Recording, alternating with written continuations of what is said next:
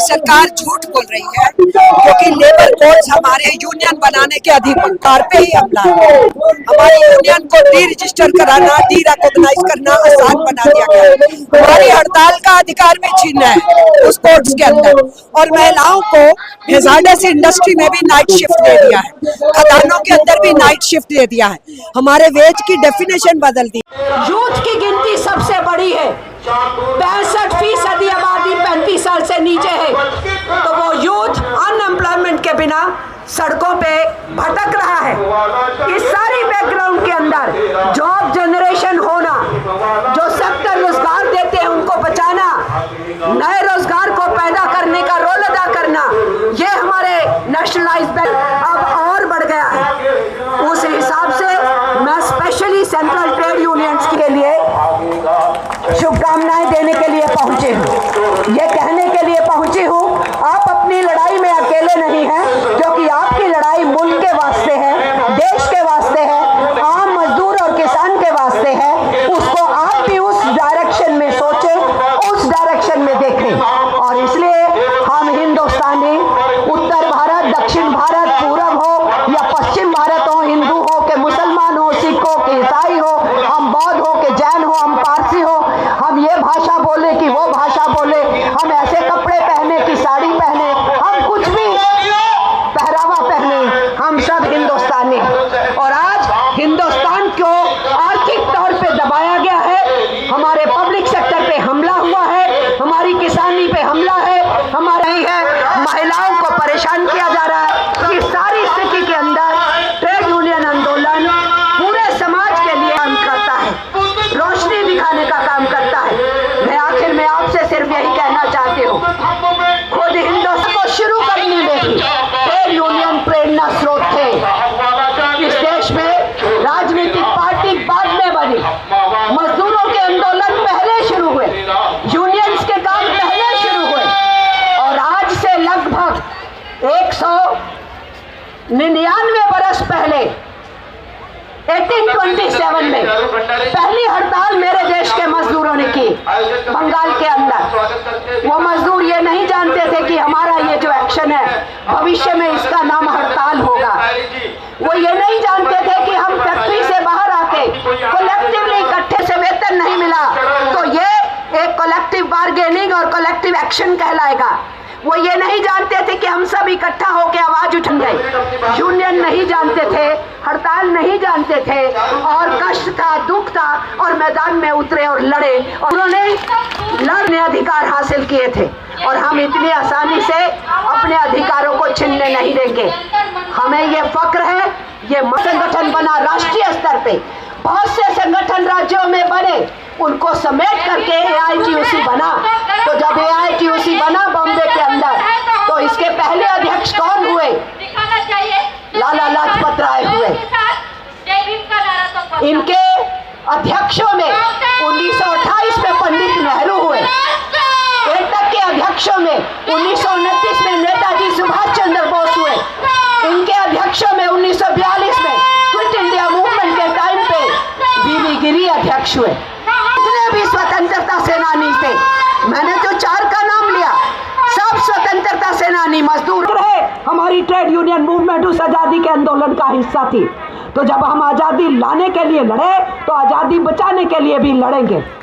हम अपने मुल्क की सार्वभौमिकता, अपनी सॉवरेनिटी की रक्षा के लिए भी हम लड़ेंगे। ये हमारा अहद है, ये हमारी कसम है, ये हमारी प्रतिज्ञा है।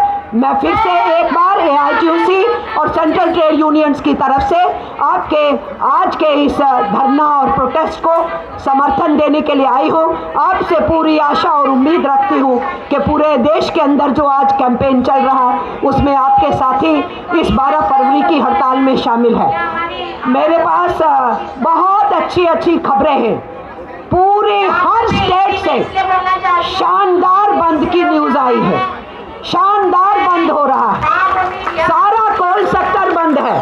डिफेंस वाले 1 घंटा हड़ताल करके फिर घुसे, रेलवेज वाले मोबिलाइज कर रहे हैं, स्टील प्लांट्स में हड़ताल हो रही है, कॉपर में 100% स्ट्राइक हुई है, एल्युमिनियम में हड़ताल हुई है। हर सेक्टर के अंदर से हड़ताल की खबरें हैं और हमारे महिला और पुरुष रास्ता रोको, रेल रोको, सड़कों पे उतरे हुए हैं। शाम तक शानदार और खबरें आएंगी। ये पूरी 12 फरवरी की हड़ताल 9 जुलाई की हड़ताल से बड़ी होगी। 9 जुलाई को 25 करोड़ लोगों ने हिस्सेदारी निभाई। मुझे पूरी उम्मीद है शाम तक खबरें आएंगी 30 करोड़ से ज्यादा हिंदुस्तानी इस हड़ताल के अंदर शामिल हो चुके होंगे। तो सरकार ने सिग्नल समझ लेना चाहिए, नहीं तो देश का आवाम, सरकार संविधान में हमें अधिकार है तो फिर आवाम अपना, जनता अपना फैसला लेगी। हम ट्रेड यूनियन वाले अपने मुल्क के लिए खड़े थे, खड़े हैं, खड़े रहेंगे। ना डरते थे, ना डरते हैं, ना डरेंगे।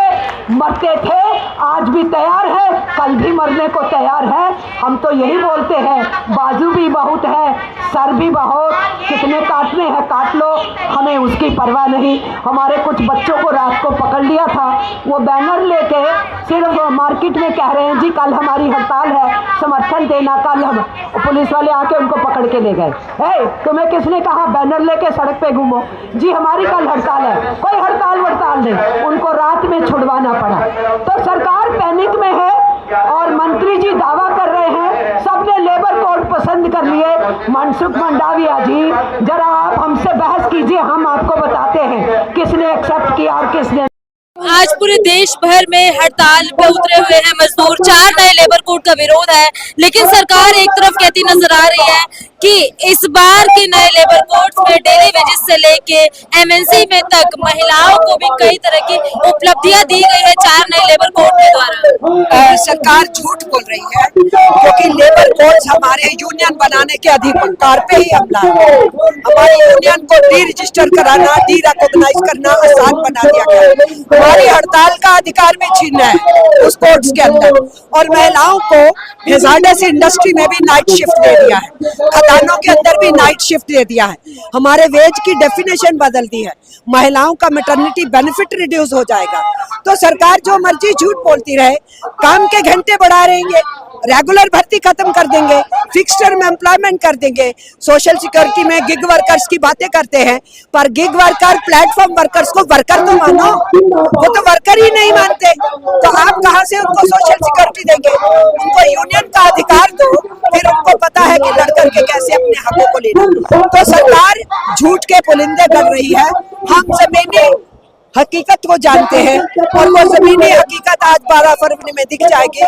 30 करोड़ के करीब लोग इस हड़ताल के अंदर आज शामिल हो रहे हैं। प्रवासी मजदूरों को जो जगह जगह जाके हर राज्य में अपनी आइडेंटिटी दिखानी पड़ती थी, वेरिफिकेशन कराना पड़ता था, उनके लिए भी सरकार नए नियम लेके आई कि एक बार वेरिफिकेशन होगी और वो वेरिफिकेशन पूरे ऑल ओवर द इंडिया चलती नजर आई। ये तो सालों से चल रही थी बात कि आप अगर एक बार कहीं पीएफ ले लेते हो या कोई अपनी आईडी बनाते हो तो वो पोर्टेबल होगा, वो आप किसी भी प्रदेश में जाएंगे वो नंबर यूज होगा। ये कौन सी नई बात कर रहे हैं? बल्कि ये डिजिटलाइजेशन के जरिए से बहुत से वर्कर्स को अधिकार क्षेत्र से बाहर फेंक रहे हैं। ये लंबी बहस है, हम एक एक करके इनके सारे क्लेम्स को तार तार करके फेंक सकते हैं। आज मैम शांतिपूर्ण तरीके से पूरे भारत में कॉल है, हड़ताल है। आने वाले समय में यदि मांगे नहीं मानी जाती, अभी संसद का सत्र भी चल रहा है बजट का, तो आने वाला समय क्या कदम बढ़ाएंगे आप? देखिए, हम तो शांतिपूर्वक ही करते हैं, डेमोक्रेटिक इंडिया है, हमारे अधिकार हैं सड़कों के ऊपर आना।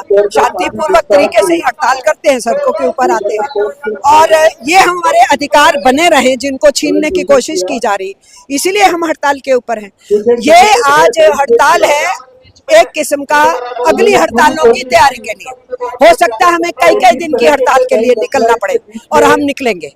हर सेक्टर पे हमला, बैंक्स पे हमला, इंश्योरेंस पे हमला, पब्लिक सेक्टर पे हमला, पब्लिक सर्विसेज पे हमला, मनरेगा छीन लिया, ग्रामीणों का मनरेगा छीन लिया और आप किसानों के ऊपर ट्रेड डील लाद रहे हो, उनके ऊपर सीड बिल ला रहे हो। तो ये सब क्या है? ये इस देश की इकोनॉमी को बिल्कुल गुलामी की तरफ धकेलने की बात है। हम आजादी के लिए लड़े थे, हम गुलाम अपने देश को नहीं होने देंगे। उसके लिए जो कुर्बानियां देनी पड़ेंगी हम उसके लिए तैयार हैं।